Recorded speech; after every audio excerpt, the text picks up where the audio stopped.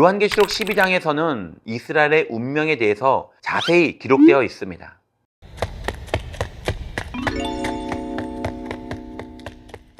해를 입고 발 아래 발을 두었으며 12별의 면류관을 쓴 여자가 나타나는데 그 여자는 이스라엘입니다. 구약에 요셉이 꿈을 꿀 때 야곱과 그 부인과 12형제 곧 이스라엘이 이와 같은 모형으로 보였습니다. 이 여자가 만국을 다스릴 아들 즉 예수님을 출산하니 붉은 용이 일어나서 잡아 먹으려고 했습니다. 붉은 용 곧 사단은 예수님이 이 땅에 나시지 못하게 하려고 실제로 갖은 흉계를 다 꾸몄습니다. 그러나 예수님은 승리하시고 하늘 보좌로 올라가셨습니다. 이렇게 실패하자 붉은 용은 이스라엘을 잡아먹으려고 합니다. 그러나 하나님은 이스라엘을 광야로 피난시켜 3년 반 동안 환난기를 보호하시고 그동안 마귀는 공중에서 하나님의 군대 장관 미가엘 천사장과 싸우다가 패하여 이 땅으로 쫓겨 내려옵니다. 지금은 공중 권세 잡고 우리를 괴롭히다가 장차 이 땅에 내려와 마지막 고통을 줄 것이나 우리와는 상관이 없습니다.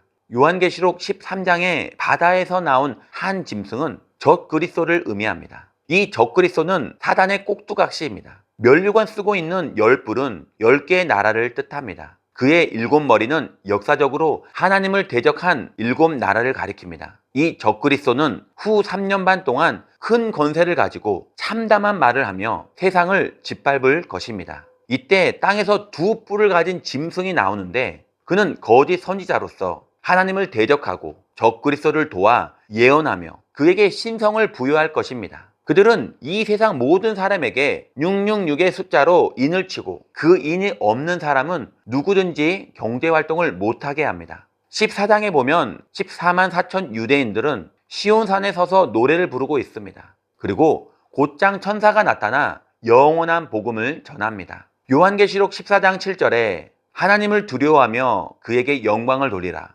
이는 그의 심판하실 시간이 이르렀음이니 하늘과 땅과 바다와 물들의 근원을 만드신 이를 경배하라.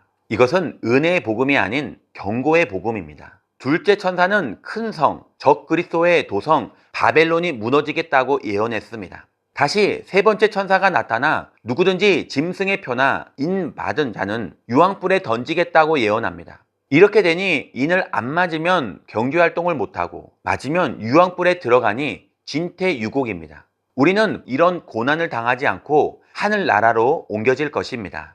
천사는 이제 이후로 죽은 자는 복이 있다라고 말합니다. 그것은 순교당할 성도를 가리킵니다. 전 3년 반에는 예수님이 추수하셔서 14만 4천이 죽지 않고 하나님 나라로 올라갔지만 후 3년 반은 불신자들을 거둬들이는 최후의 심판이 됩니다. 요한계시록 15장에 들어서면 11장에서 일곱째 천사의 나팔 소리로 시작된 마지막 7 대접 심판이 이 땅 위에 쏟아질 것입니다.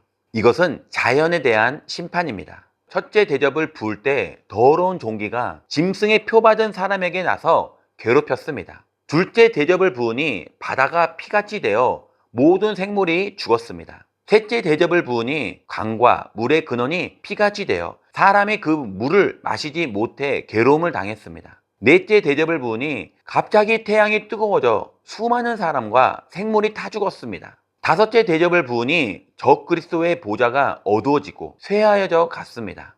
여섯째 대접을 부으니 유브라데 강이 말라서 동양의 군대가 서쪽으로 진격해 들어갈 길이 열렸습니다. 이제 동양의 군대가 아마겟돈에서 적그리스도와 싸우기 위해 쳐들어갈 것입니다. 마지막 7째 천사가 대접을 공기 중에 부으니 역사상 최악의 지진이 일어나 예루살렘 성이 세 갈래로 갈라지고 산과 계곡이 서로 바뀌어집니다. 이렇게 해서 자연이 멸망당하고 변화됩니다.